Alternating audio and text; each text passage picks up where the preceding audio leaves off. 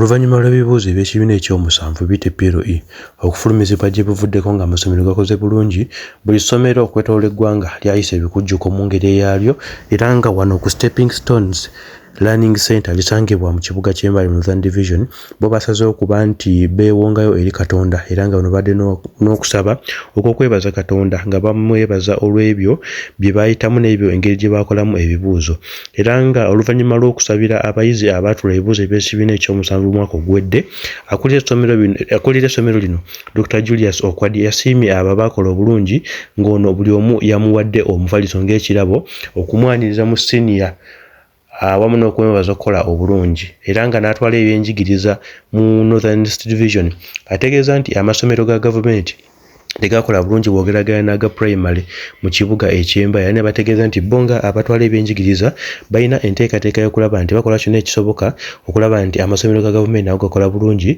mu bibuuzo eby'omwaka 2026 eb'ekibiina ekyomusanvu. Okwebaza Katonda amu n'okugaba ebirabo nga ekutambudde tugenda kutuusaako ku Mosan Media.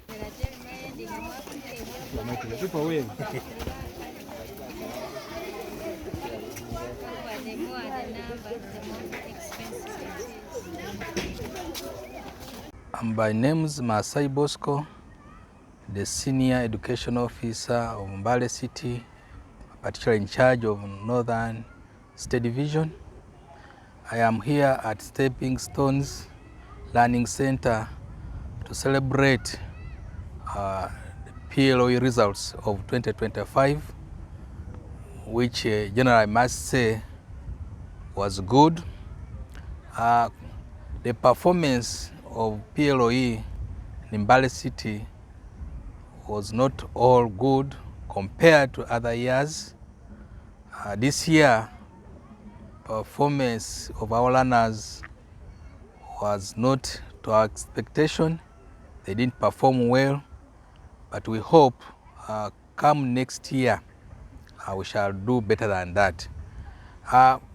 Primary leaving examination that was done in 2026, the results that came out this year, the learners of private performed better than the learners of government-aided primary schools in Mbale City.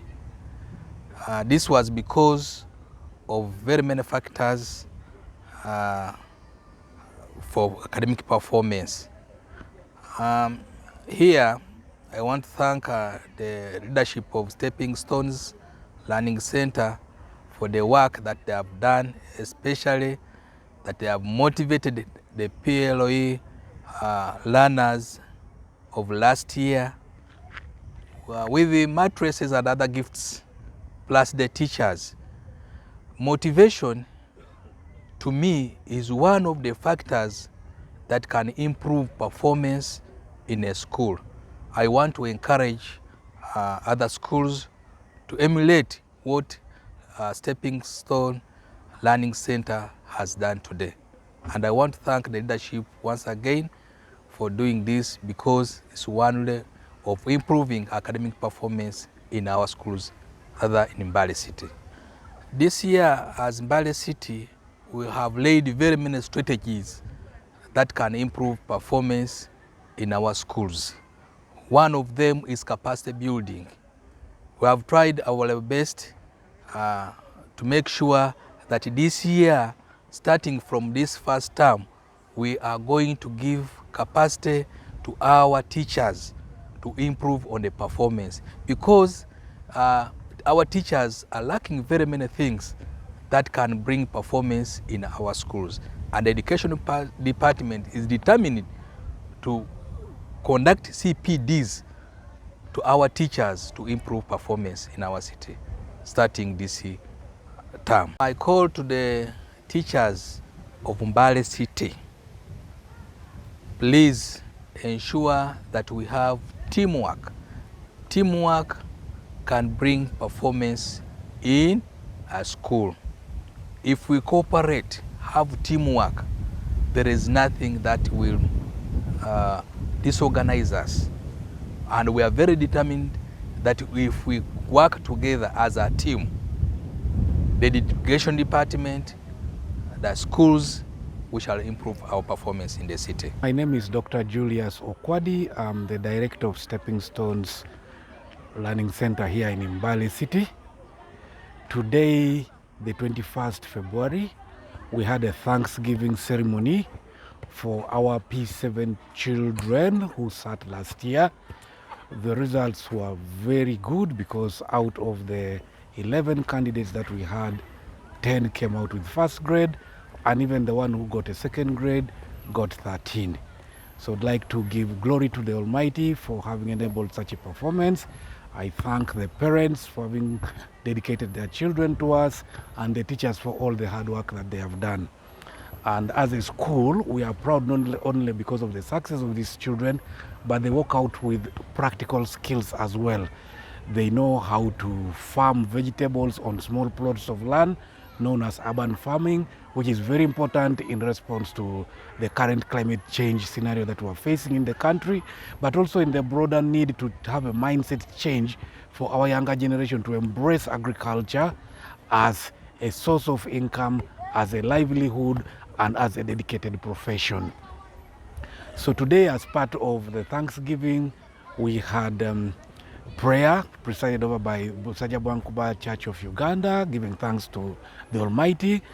And then as a school, we decided to gift every learner with a mattress, a Vitafoam mattress.